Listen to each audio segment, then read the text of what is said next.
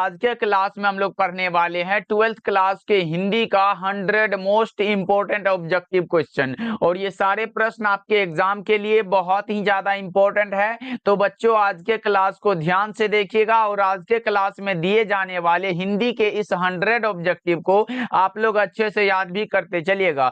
Okay, चलिए फिर class को स्टार्ट करते हैं। सभी बच्चे हमारे साथ चैट सेक्शन में आंसर को भी लगाते चलिएगा, जिससे कि आपको पता चलेगा कि इस 100 ऑब्जेक्टिव में आपको पहले से कितना याद था। देखिए फर्स्ट नंबर सवाल आपके सामने है, आपके फोन के स्क्रीन पर है, सभी बच्चे लगाते चलिएगा।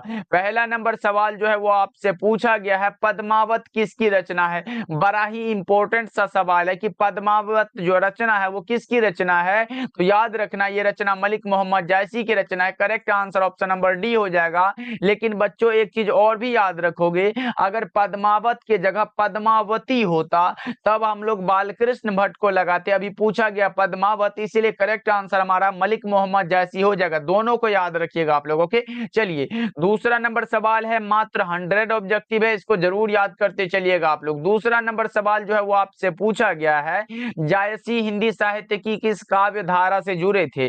मलिक मोहम्मद जायसी प्रेम के पीर के कवि माने जाते हैं, यानी कि प्रेम मार्गी शाखा के कवि माने जाते हैं।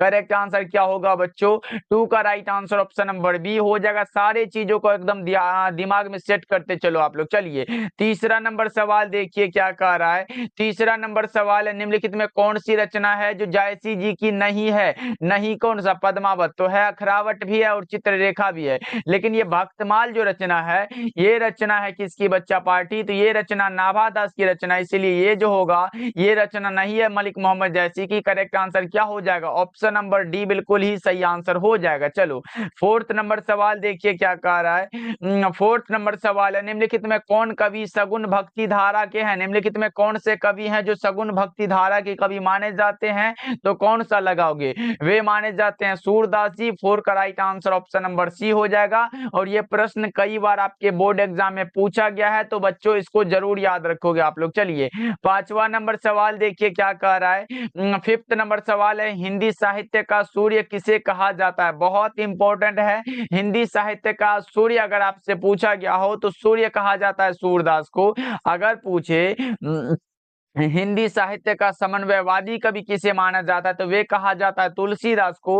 अगर पूछे कवियों के कवि कौन माने जाते हैं, तो वे माने जाते हैं शमशेर बहादुर सिंह।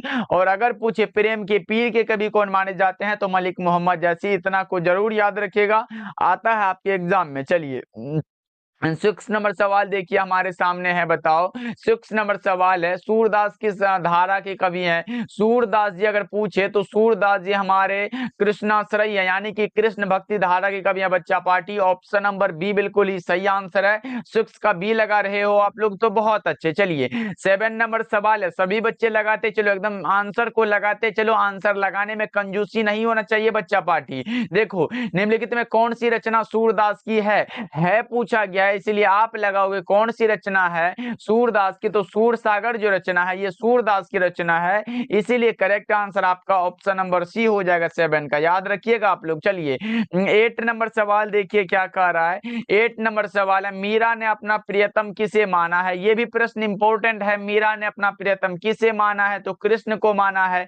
8 का राइट आंसर क्या हो जाएगा, 8 का करेक्ट आंसर हमारा विकल्प नंबर बी हो जाएगा। चलो 9 नंबर सवाल आपके सामने है, बताओ सूरदास के दीक्षा गुरु का नाम क्या था। सूरदास के दीक्षा गुरु का नाम आपसे पूछा गया, क्या लगाओगे। सूरदास के दीक्षा गुरु का नाम था महाप्रभु वल्लभाचार्य। 9 का right answer option number C होगा। ओके चलो आगे बढ़ते हैं, अगला नंबर सवाल 10 नंबर सवाल है, किस कवि का मूल नाम राम बोला था। राम बोला भाई किसका नाम है, तो राम बोला जो था वो तुलसीदास जी का नाम है। किसका है बच्चा पार्टी, तुलसीदास का नाम है। करेक्ट आंसर क्या होगा, ऑप्शन ए बिल्कुल सही आंसर है। 10 का अगर आप लोग ए लगा रहे हो तो बहुत अच्छे, ऐसे ही लगाते चलो आंसर। चलिए 11 नंबर सवाल क्या कह रहा है, हिंदी साहित्य का समन्वयवादी कवि किसे माना जाता है। तो हमने जस्ट बताया हिंदी साहित्य का समन्वयवादी कवि पूछे तो तुलसीदास को लगा के चले आना, बिल्कुल ही सही आंसर है। सारे बच्चे इसको याद रखिएगा। ओके चलिए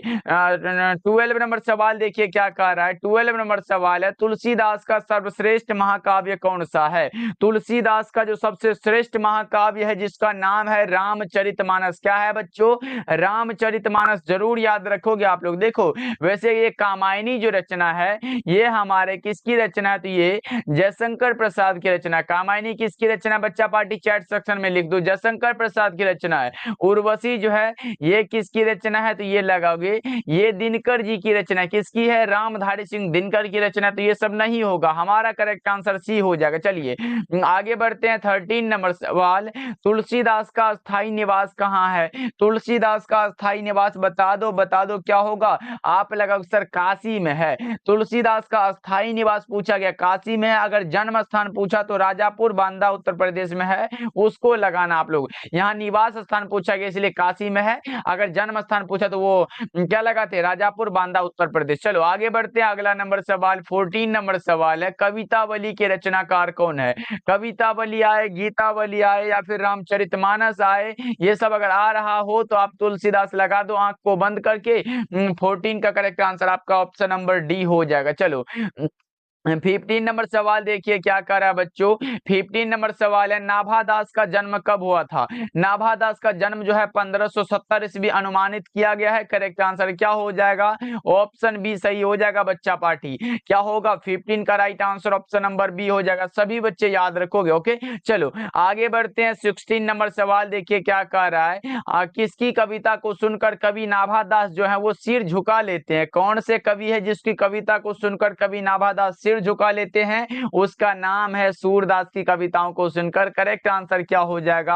ऑप्शन नंबर ए हो जाएगा। चलिए 17 नंबर सवाल है, नाभादास का उदय हिंदी साहित्य के किस काल में हुआ था? नाभादास जी भक्ति काल में आते हैं। हमने बताया ये दास वाले जितने भी आ रहे हैं आपके 12th के हिंदी में वे हैं सारे के सारे भक्ति काल में। दास वाले किस में है बच्चा पार्टी? भक्ति काल। एक बार चैट सेक्शन में लिख दो, मलिक मोहम्मद जैसी, सूरदास, तुलसीदास, नाभादास, ये 4 कवि भक्ति काल में है। भूषण जी रीति काल के हैं और नीचे जितने भी कवि बच गए जैसे ज्ञानेंद्र पति, रघुवीर, जरूर याद रखोगे आप लोग। चलो 18 नंबर सवाल देखिए क्या कह रहा है, भूषण की कविता निम्न में से कौन है? निम्नलिखित में कौन सी कविता है जो भूषण की है? तो ये कवित्त जो कविता है ये भूषण जी के द्वारा लिखा गया। तो घबराना नहीं है। हार जीत अशोक वाजपेयी की रचना, उषा शमशेर बहादुर सिंह की रचना, छप्पन नाभादास की रचना है। भूषण का पूछा गया, correct answer option number B हो जाएगा। याद रखोगे आप लोग। चलो आगे बढ़ते हैं। 19 नंबर सवाल है, भूषण की कविता में निम्न में से कौन सा रस पाया जाता है? भूषण की कविता में जो रस पाया जाता है उसका नाम है वीर रस। भूषण जी वीर रस के महान कवि है बच्चों। करेक्ट आंसर क्या होगा? ऑप्शन नंबर सी हो जाएगा। कोई दिक्कत बच्चा पार्टी? अगर कोई भी दिक्कत हो तो चैट सेक्शन में पूछते भी चलना। और जितने भी बच्चे अभी क्लास को देख रहे हो सभी बच्चे क्लास को लाइक कर देना बच्चों। जितने भी क्लास में जुड़े हुए हो सभी बच्चे क्लास को लाइक कर लेना। लाइक करते हो तो एकदम मजा आ जाता है पढ़ाने में। चलो आगे बढ़ते हैं। 20 नंबर सवाल देखिए क्या कह रहा है, छत्रसाल की तलवार ने कौन सा रूप धारण कर रखा है? तो रौद्र रूप।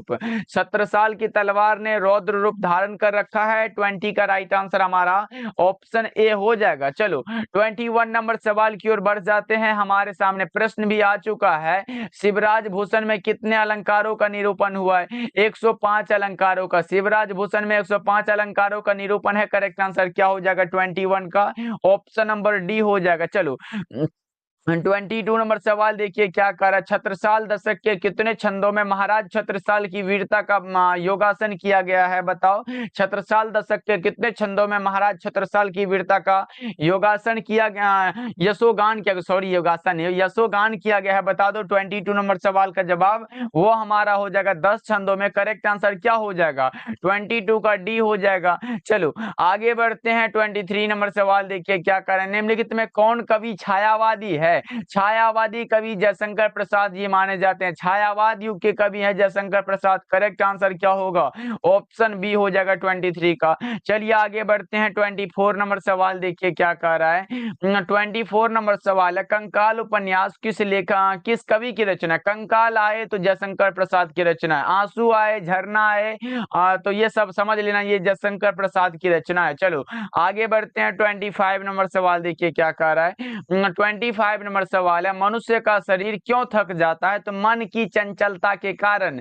किसके कारण बच्चों? मन की चंचलता के कारण। जैसे मन कभी कभी करता है चलो एक बार रील्स देख लेते हैं, उसके बाद एक बार मन करता है चलो पढ़ाई कर लेते हैं। इसी के कारण क्या होता है, मनुष्य का शरीर थक जाता है। भाई क्या करे, एकदम पढ़ाई छोड़ दो। लेकिन भाई सबसे जो इंपॉर्टेंट होता है अभी, सबसे जो आपके लिए इंपॉर्टेंट है वो सिर्फ और सिर्फ आपका पढ़ाई है, क्योंकि मार्क्स भाई आपके पढ़ाई पर ही निर्भर करता है। ऐसे कोई मार्क्स कहीं पे रखा हुआ नहीं है जो लाके ऐसे ले लोगे। मेहनत तो करना पड़ेगा मेरे भाई, तभी नंबर आ पाएगा। चलो आगे बढ़ते हैं। 26 नंबर सवाल आपके सामने है, बताओ क्या कह रहा है? तुमुल कोलाहल कलह में प्रसाद जी की किस रचना से लिया गया है? ये तुमुल कोलाहल कलह में जो रचना है ये कामायनी से लिया गया। किससे?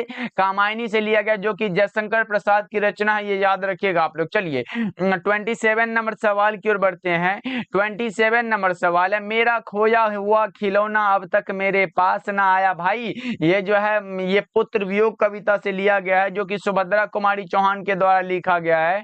27 का राइट आंसर हमारा ऑप्शन नंबर ए हो जाएगा। चलिए 28 नंबर सवाल की ओर बढ़ जाते हैं। हमारे सामने प्रश्न है, पुत्र वियोग से माँ का जीवन कैसा हो गया? सूना सूना हो गया। भाई क्या हो गया? सूना सूना। 28 का करेक्ट आंसर ए हो जाएगा। चलिए 29 नंबर सवाल देखिए क्या कह रहा है, पुत्र वियोग शीर्षक कविता में कवयित्री का खिलौना क्या है? भाई पुत्र वियोग कविता जो सुभद्रा कुमारी चौहान के द्वारा लिखा गया, उसमें कवयित्री का जो खिलौना है उसका पुत्र है। क्या है बच्चा पार्टी? उसका पुत्र है, उनका पुत्र है। करेक्ट आंसर ए हो जाएगा। चलिए 30 नंबर सवाल की ओर बढ़ते हैं। 30 नंबर सवाल है, सुभद्रा कुमारी चौहान का निधन कैसे हुआ था? सुभद्रा कुमारी चौहान का निधन जो है नागपुर से जबलपुर आपसी में कार दुर्घटना में इसका निधन हो गया था। इसीलिए 30 का करेक्ट आंसर हमारा ऑप्शन नंबर ए हो जाएगा। ऑप्शन ए को ही लगाना सभी बच्चे। चलिए आगे बढ़ते हैं। अगला नंबर सवाल देखिए क्या कह रहा है। अगला नंबर सवाल 31 नंबर सवाल है, राख से लिपा हुआ चौका, यह पंक्ति किस शीर्षक कविता की है? राख से लिपा हुआ चौका जो है ये किस पंक्ति की है बताओ? ये लिया गया उषा से। करेक्ट आंसर क्या हो जाएगा? 31 का सी हो जाएगा। चलिए आगे बढ़ते हैं। अगला नंबर सवाल 32 नंबर सवाल है, दूसरा सप्तक का प्रकाशन वर्ष कब है? 1951 में। दूसरा सप्तक का प्रकाशन वर्ष कब है बच्चों? 1951 में। 32 का correct answer option number B हो जाएगा। चलिए 33 नंबर सवाल देखिए क्या कर रहा है, शमशेर बहादुर सिंह का जन्म कब हुआ था? जन्म हुआ था 13 जनवरी 1911 को। कब हुआ था बच्चों? 13 जनवरी 1911 को। 33 का करेक्ट आंसर ए हो जाएगा। चलिए आगे बढ़ते हैं। 34 नंबर सवाल है, शमशेर बहादुर सिंह की पत्नी का नाम क्या है? पत्नी का नाम पूछा गया, क्या नाम है? धर्म देवी है। भाई क्या नाम है? शमशेर बहादुर सिंह की पत्नी का नाम है धर्म देवी। ओके जी, याद रखिएगा सभी बच्चे, बहुत इंपॉर्टेंट है। 34 का करेक्ट आंसर क्या लगाए हो? Option number B. यहाँ देखो पत्नी का नाम पूछा गया, अगर माता का पूछता तो प्रभु देई लगाते, और पिता का पूछता तो तारीफ सिंह लगाते। ये सब हमसे नहीं पूछा, करेक्ट आंसर बी हो जाएगा। चलिए अगला नंबर सवाल 35 नंबर सवाल है, मुक्ति बोध का पूरा नाम क्या है? गजानन माधव मुक्ति बोध। पूरा नाम है गजानन माधव मुक्ति बोध। याद रखिएगा, अगर पिता का नाम पूछे तो माधव राज मुक्ति बोध को भी लगा देना। चलो आगे बढ़ते हैं। अगला नंबर सवाल 36 नंबर सवाल क्या कह रहा है, दानव दुरात्मा एक, दानव दुरात्मा एक, मानव की आत्मा एक, ये लिया गया है जन जन की चेहरा एक कविता से। करेक्ट आंसर ये हो जाएगा। जन जन का चेहरा एक जो कविता है ये गजानन माधव मुक्ति बोध के द्वारा लिखा गया, ये जरूर याद रखोगे आप लोग। चलिए आगे बढ़ते हैं। 37 नंबर सवाल है, कौमुदी नामक कविता केंद्र की स्थापना किसने की थी? कौमुदी नामक कविता केंद्र की जो स्थापना किया गया था ये किसके द्वारा किया गया था? रघुवीर सहाय के द्वारा। Correct answer option number B हो जाएगा। चलिए 38 नंबर सवाल को देखिए क्या कर रहे, रघुवीर सहाय के पिता क्या थे? रघुवीर सहाय के जो पिता थे ना भाई, वो क्या थे बताओ? वे एक शिक्षक थे। अगर बच्चों आपसे पूछे रघुवीर सहाय के पिताजी का नाम क्या था तो क्या लगाओगे? हरदेव सहाय लगाना। रघुवीर सहाय के पिता का जो नाम था वो क्या नाम था बच्चा पार्टी? हरदेव सहाय है, याद रखिएगा आप लोग। चलिए 39 नंबर सवाल आपके सामने है। 39 नंबर सवाल है, अधिनायक कैसी कविता है? अधिनायक हमारा गद्य कविता है।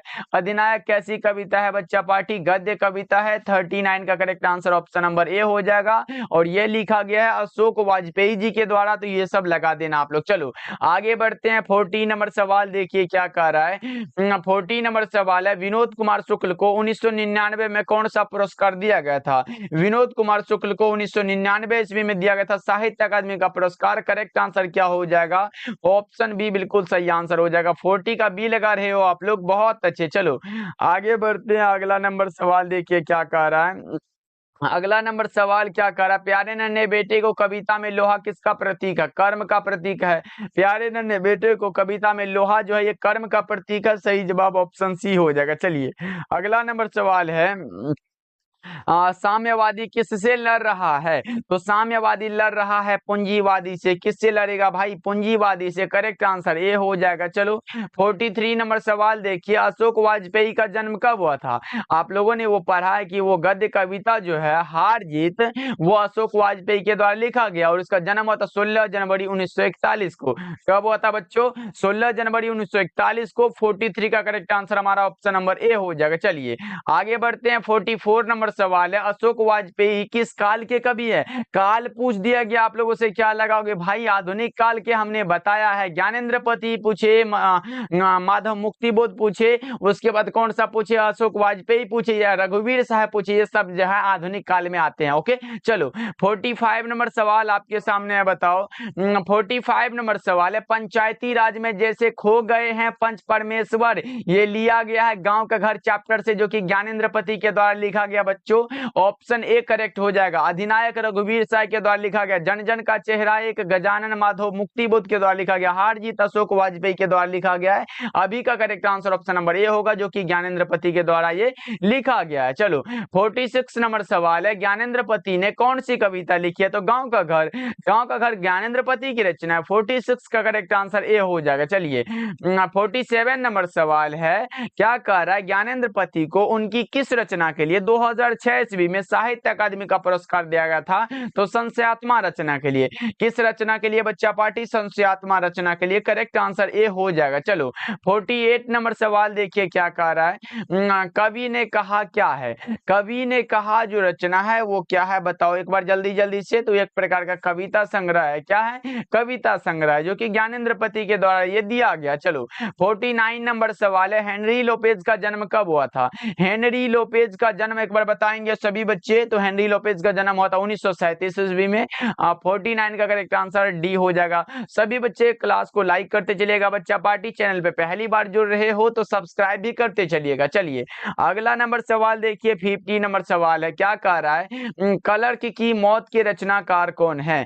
क्लर्क की मौत के रचनाकार का जो नाम है वो है अंतोन चेखव। क्या है? Anton Chekhov. याद रखिएगा आप लोग। वैसे ये रस्सी का टुकड़ा जो ये मोपासा जी के द्वारा लिखा गया है, उसके बाद ये पेशगी जो है ये हेनरी लोपेज के द्वारा लिखा गया। तो ये सब याद रखिएगा आप लोग। चलिए अगला नंबर सवाल 51 नंबर सवाल क्या कह रहा है, क का उच्चारण स्थान क्या है?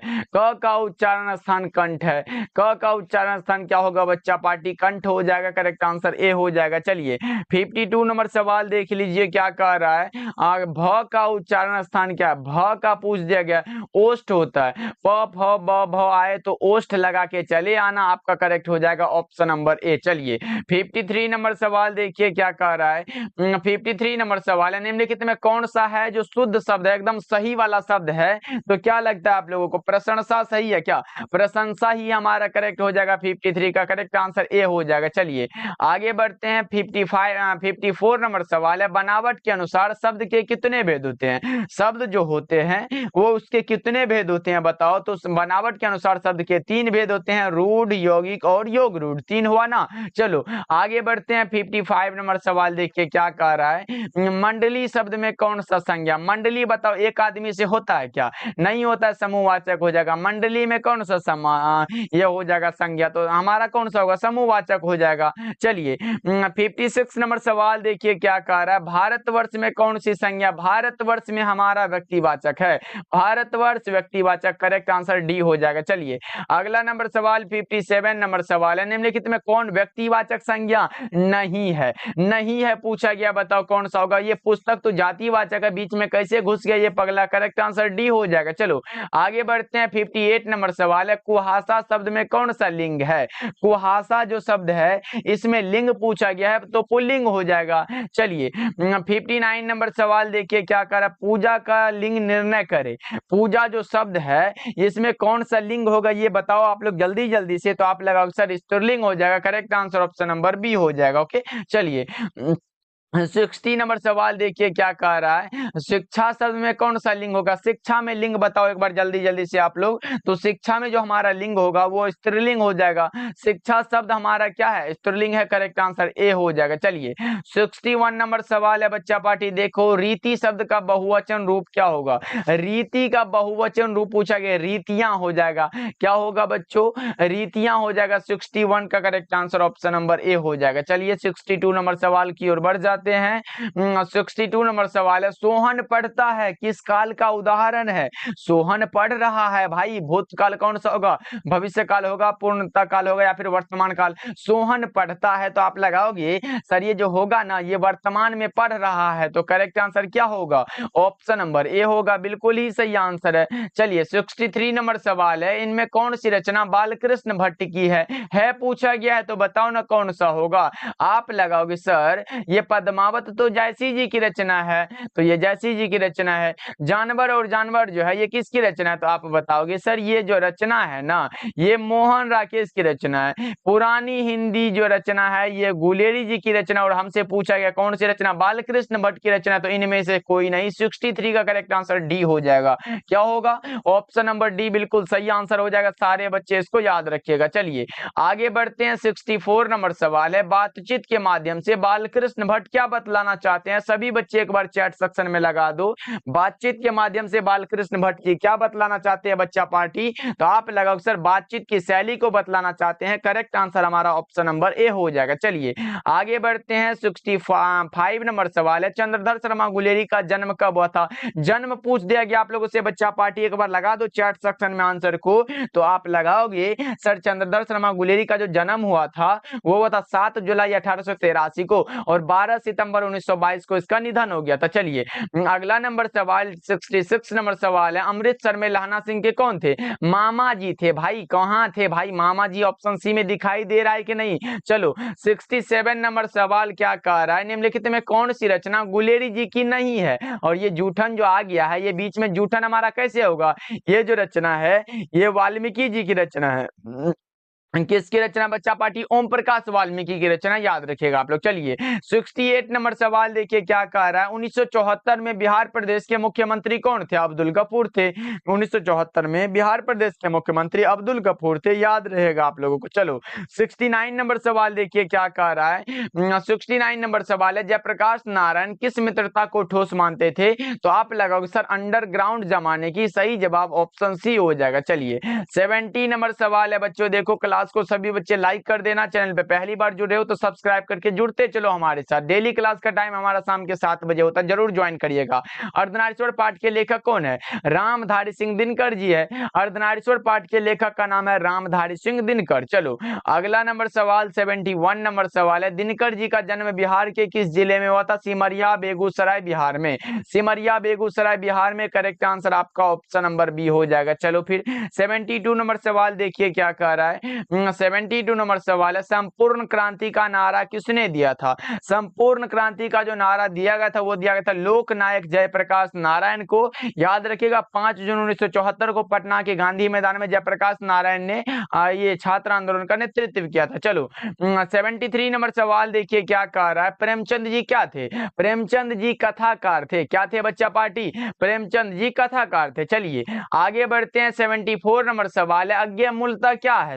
अज्ञेय जी कहानीकार है। अज्ञेय जी कहानीकार है, जो कि रोज कहानी के कहानीकार का नाम क्या है बच्चा पार्टी? अज्ञेय जी है। चलो 75 नंबर सवाल देखिए क्या कह रहा है, मालती के पति किस बीमारी का ऑपरेशन करके आए थे? मालती के पति जो थे गैंग्रीन नामक बीमारी का ऑपरेशन करके आए थे। Correct answer option number C हो जाएगा। चलिए 76 नंबर सवाल है बच्चा पार्टी, भगत सिंह ने कौन सी रचना लिखी है बताओ? निम्नलिखित में कौन सी रचना है जो भगत सिंह की रचना है? तो एक लेख और एक पत्र भगत सिंह की रचना है, रोज अज्ञा जी की रचना, जूठन ओम प्रकाश वाल्मीकि की रचना, संपूर्ण क्रांति लोकनायक जयप्रकाश नारायण की रचना। तो ये हमारा नहीं हो पाएगा। चलो अगला नंबर सवाल 77 नंबर सवाल है, 1914 में भगत सिंह किस पार्टी की ओर आकर्षित हुए थे? तो गदर पार्टी की ओर। किस पार्टी की ओर? गदर पार्टी की ओर। करेक्ट आंसर डी हो जाएगा। चलिए फिर 78 नंबर सवाल को देख लेते हैं, क्या कह रहा है, रामपुरवा कहाँ है? रामपुरवा कहाँ है बताओ जल्दी जल्दी से। तो वो है भितिहरवा के पास। रही आंसर ऑप्शन नंबर ए हो जाएगा। चलिए 79 नंबर सवाल है, बहुजन संप्रेषण के माध्यम पुस्तक जो है किसने लिखी है? तो जगदीश चंद्र माथुर ने लिखी है। करेक्ट आंसर क्या होगा? ऑप्शन बी हो जाएगा। चलिए 80 नंबर सवाल देखिए क्या कह रहा है। 80 नंबर सवाल है, अंग्रेज ठेकेदारों ने किस चीज की खेती का विस्तार किया था? तो नील की खेती का। सही जवाब ऑप्शन बी हो जाएगा। चलिए 81 नंबर सवाल देखिए क्या कह रहा है, राजकुमार शुक्ल की मृत्यु कब हुई थी? राजकुमार शुक्ल की मृत्यु कब हुई थी? बच्चा पार्टी लगा दो। तो 1930 ईस्वी के आसपास। करेक्ट आंसर ए हो जाएगा। चलिए फिर 82 नंबर सवाल की ओर बढ़ जाते हैं। हमारे सामने है, सिपाही की मां शीर्षक पाठ का साहित्यिक विधा कौन सा है? वो हमारा सिपाही की मां जो एकांकी है, एकांकीकार का नाम क्या है? मोहन राकेश है। जरूर याद रखोगे आप लोग।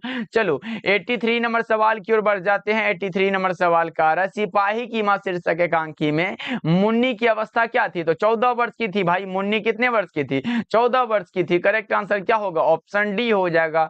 चलो 84 नंबर सवाल देखिए क्या करा, जनयुग पत्रिका के संपादक कौन थे? जनयुग जो पत्रिका है ये नामवर सिंह की रचना। किसकी है? नामवर सिंह की रचना है। और एक प्रश्न और आता है कि आलोचना त्रैमासिक के प्रधान संपादक कौन थे? तो वे भी नामवर सिंह ही थे। चलिए आगे बढ़ते हैं। 85 नंबर सवाल आपके सामने है, बताओ 85 नंबर सवाल है, नामवर सिंह की रचना निम्न में से कौन सा है? तो आप लगाओगे सर कविता के नए प्रतिमान नामवर सिंह की रचना है। तो आप लगाओगे इतिहास और आलोचना नामवर सिंह की रचना है। वाद विवाद संवाद नामवर सिंह की रचना। इनमें से सभी करेक्ट हो जाएगा। चलिए 86 नंबर सवाल आपके सामने आ चुका है, बताओ नामवर सिंह को साहित्य अकादमी का पुरस्कार कब प्राप्त हुआ था? तो आपको पता होना चाहिए कि नामवर सिंह को कविता के नए प्रतिमान रचना पर साहित्य अकादमी का पुरस्कार 1971 में दिया गया था। Correct answer option number B हो जाएगा। चलिए 87 नंबर सवाल देखिए क्या कह रहा है, प्रगीत और समाज क्या है? प्रगीत और समाज निबंध है। निबंधकार का नाम क्या है बच्चों? नामवर सिंह है। चलिए आगे बढ़ते हैं। 88 नंबर सवाल है, कलीराम हेडमास्टर किस पाठित पाठ का पात्र है? कलीराम जो है वो जूठन चैप्टर में आया हुआ है। करेक्ट आंसर क्या हो जाएगा? ऑप्शन बी बिल्कुल सही आंसर है। चलिए 89 नंबर सवाल को देखते हैं क्या कह रहा है, ओम प्रकाश वाल्मीकि को 1993 में कौन सा पुरस्कार दिया गया था? ओम प्रकाश वाल्मीकि को 1993 ईस्वी में जो दिया गया था वो दिया गया था डॉक्टर अंबेडकर राष्ट्रीय पुरस्कार। Correct answer option number A हो जाएगा। चलिए 90 नंबर सवाल है, ओम प्रकाश वाल्मीकि को प्यार से मुंशी जी कौन कहते थे? तो उसी के पिताजी कहते थे भाई। करेक्ट आंसर सी हो जाएगा। चलिए आगे बढ़ते हैं। 91 नंबर सवाल देखिए क्या कह रहा है, हंसते हुए मेरा अकेलापन के लेखक कौन है? हंसते हुए मेरा अकेलापन एक प्रकार का डायरी है जो कि मलियत जी के द्वारा लिखा गया। सही जवाब बी हो जाएगा। चलिए फिर 92 नंबर सवाल को देख लेते हैं क्या कह रहा है, उदय प्रकाश के माता जी का नाम क्या था? उदय प्रकाश के माता जी का नाम एक बार बताएंगे तो आप लगाओगे गंगा देवी, और अगर पिता का नाम पूछे तो प्रेम कुमार सिंह को लगा देना। चलिए आगे बढ़ते हैं। 93 नंबर सवाल है, उदय प्रकाश का जन्म कब हुआ था? उदय प्रकाश जी का जन्म बताओ एक बार जल्दी जल्दी से। तो वो हुआ था 1 जनवरी 1952 को। कब हुआ था बच्चा पार्टी? 1 जनवरी 1952 को। जरूर याद रखोगे, बहुत इंपॉर्टेंट है, आया हुआ आपके एग्जाम में। ओके चलो आगे बढ़े बच्चा पार्टी। अगर पूछे जन्म स्थान कहाँ है तो सीतापुर अनूपपुर मध्य प्रदेश में। चलिए आगे बढ़ते हैं। 94 नंबर सवाल आपके सामने है, बताओ 94 नंबर सवाल है, हिंदी साहित्य शिक्षा हिंदी साहित्य में किस विधा के अंतर्गत आता है? शिक्षा जो है वो शिक्षा शास्त्र है, संभाषण है, जो कि जे कृष्णमूर्ति के द्वारा लिखा गया। चलिए 95 नंबर सवाल देखिए क्या कह रहा है, लेखक के अनुसार कुछ परीक्षाएं उत्तीर्ण कर लेने से कहीं ज्यादा अधिक कठिन क्या है? तो वो है जीवन में उन्नति करना। ये गलत है। जीवन खुशी पूर्वक व्यतीत करना, ये भी गलत है। जीवन को समझना, हाँ ये बहुत कठिन है। करेक्ट आंसर क्या होगा? ऑप्शन सी बिल्कुल सही आंसर है। चलिए 96 नंबर सवाल है, विशेषण के मूलतः कितने प्रकार होते हैं? विशेषण के 4 प्रकार होते हैं। विशेषण 4 प्रकार के होते हैं। करेक्ट आंसर क्या होगा? 96 का बी हो जाएगा। एक हमारा गुणवाचक होता है, परिणाम बोधक होता है, उसके बाद संख्यावाचक होता है और संकेतवाचक होता है। याद रखिएगा आप लोग। चलिए 97 नंबर सवाल देखिए क्या कह रहा है, लालच का विशेषण क्या होगा? लालच का विशेषण लालची हो जाएगा ना। लालच का क्या होगा विशेषण? पूछा गया जो संज्ञा और सर्वनाम की विशेषता को बतलाए वही हमारा विशेषण होता है। चलिए 98 नंबर सवाल देखिए क्या कह रहा है, भारत का विशेषण क्या होगा? भारत का विशेषण है भारतीय। भारत का क्या होगा? भारतीय हो जाएगा। चलिए 99 नंबर सवाल की ओर बढ़ जाते हैं। सम उपसर्ग से निर्मित शब्द नहीं है, किसमें सम नहीं लगा हुआ है ये बताओ। सुमति होगा, संहार होगा, संबोधन होगा या फिर संविधान होगा? बताओ जल्दी जल्दी से। तो आप लगाओगे सर ये सम जो है वो सुमति में नहीं है। 99 का करेक्ट आंसर क्या हो जाएगा? ऑप्शन ए बिल्कुल सही आंसर है। चलिए 100 नंबर सवाल देखिए क्या कह रहा है, पढ़ने वाला शब्द में प्रत्यय क्या है? पढ़ने और वाला, वाला प्रत्यय हो जाएगा और ये पढ़ने जो एक शब्द हो जाएगा, यानी कि करेक्ट आंसर क्या होगा? 100 नंबर सवाल का जवाब ऑप्शन नंबर सी हो जाएगा। चलो बच्चों, आज का क्लास कैसा लगा कमेंट करके बताना और चैनल पे पहली बार जुड़ रहे हो तो बच्चों ईमानदारी से सब्सक्राइब कर लीजिएगा, क्लास को लाइक कर दीजिएगा। मिलते हैं फिर अगले क्लास।